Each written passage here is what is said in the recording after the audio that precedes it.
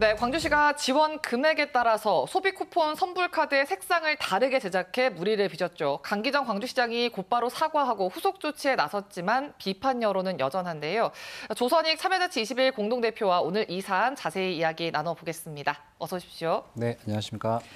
네, 대표님 어제 이재명 대통령까지 나서서 인권 감수성이 부족한 행정이었다라고 질타를 했습니다. 그러면서 전국적인 지금 이슈가 됐는데 이 사안 어떻게 지켜보셨습니까? 네, 정확한 대통령의 지적이었던 것 같습니다. 저희가 감수성이라고 하는 게 외부 자극에 대해서 민감하게 느끼는 정도나 능력을 말하는 건데 지금 그 소비권 관련해서는 그 수혜 대상자들이 시민들인 거잖아요. 그래 시민들의 소득 수준에 따라서 쿠폰을 나눠주는 상황에 상대방 입장을 전혀 고려하지 않고 행정을 했기 때문에 당연히 지금 비판받아 마땅한 상황이라고 보여집니다.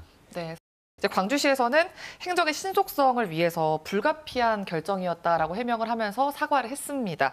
그런데 이제 안타까운 건 카드를 이렇게 만드는 과정에서 누구 하나도 이 인권 감수성 문제를 지적하지 않았다는 게 좀 안타까운 부분인데 이건 어떻게 생각하십니까? 네, 일단은 광주시의 해명도 좀 납득되지 않은 측면이 있어요. 모든 지자체에서 소비 쿠폰을 주는 게 거의 동일한 과정과 타이밍에 주는 거 아니겠습니까? 근데 광주만 유독 바쁘게 했다라는 느낌을 좀 주는 것은 좀 이해하기 힘들고요. 근본적인 원인에 대한 해명이 안 됐다라고 생각을 합니다. 그리고 광주 같은 경우는 지금 인권에 관련된 조례를 과거에 전국 지자체 최초로 만든 동네 그 지역이고, 그다음에 광주하면 떠오르는 게 민주, 인권, 문화 이런 키워드들이 생각나잖아요. 그래서 광주의 대표적인 이미지가 훼손됐던 측면도 크다고 보여집니다.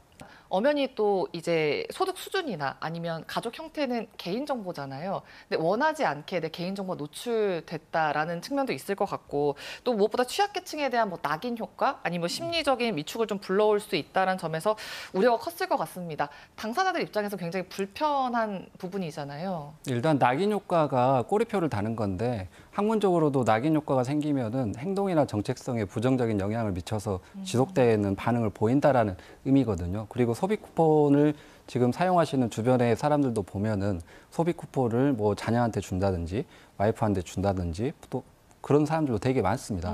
근데 색깔로 봐도 본인의 소득 수준과 지금 사회적인 형편이 외부인에게 노출되고 또 나는 그런 수준의 사람이다라고 인식하게 되는 것은 되게 부정적인 것이거든요. 그래서 되게 어떤 부정적인 사회 현상을 만들어내는 원인 제공을 했다라는 측면에서도 크게 잘못된 행동을 지금 하고 있는 거죠. 네, 그러니까 꼬리표를 달아서 행동이나 심리적 위축을 좀 불러올 수 있다라는 걸 얘기하신 것 같습니다. 그래서 이제 이번 논란을 계기로 해서 앞으로 좀 다른 복지 정책 전반에서도 좀 세심한 접근이 필요해 보이는데 현장에서도 많이 보시잖아요. 어떤 행정적 변화 필요하다고 보십니까? 네, 일단 행정이라고 하는 게 다 수혜 대상자가 시민들이지 않겠습니까? 그래서 시민들이 그 행정을 받아들이는 느낌의 정도는 공무원들하고 다를 거예요. 그래서 광주에서 그 시민들에게 하는 정책이나 행정에 대한 결제 단계에서의 인권적 문제가 있는지 없는지 좀 검토하는 그 시스템을 보완하는 게 낫지 않겠냐.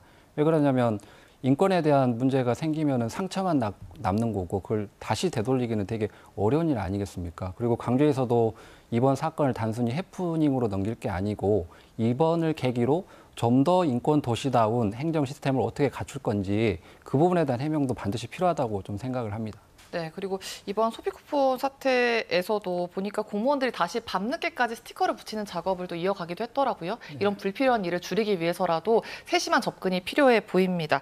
그런데 최근에 광주시 행정이 좀 여러 차례 도마에 올랐어요. 도시철도 2호선 1단계 도로 포장 문제도 그렇고 호남 고속도로 확장 관련된 문제도 그렇고 뭔가 시민들의 기대와는 다르게 좀 온도차가 있다 이런 지적도 많이 나오고 있는데 최근 이런 시의 행보는 어떻게 지켜보고 계십니까? 네, 가장 최근에 있었던 일이 그 12월 22일까지 지금 도시철도 공사구간에 대한 도로 포장을 하지 않으면 시장을 사임하겠다라는 발언을 하셨는데 업무 의욕에 대한 그 의지를 보여주는 거는 되게 긍정적인 평가를 할 수 있겠지만 너무 시장이 할 수 있는 말은 로서는 좀 가벼운 측면이 있습니다. 왜 그러냐면 시장을 만약에 그만두게 되면 공백도 생기는 거고 차기 시장에 대한 행정의 인수인계도 차질이 생기는 거거든요. 그리고 어떤 시민이 12월 20일까지 도로 포장이 안 됐다고 시장을 사임하라고 하겠습니까? 그래서 여러 가지 관점에서 보면은 되게 부적절한 이야기다. 그래서 오히려 말보다는 행동으로 결과를 보여주고 그때 가서 평가를 받는 게 좋지 않을까라는 생각이 듭니다.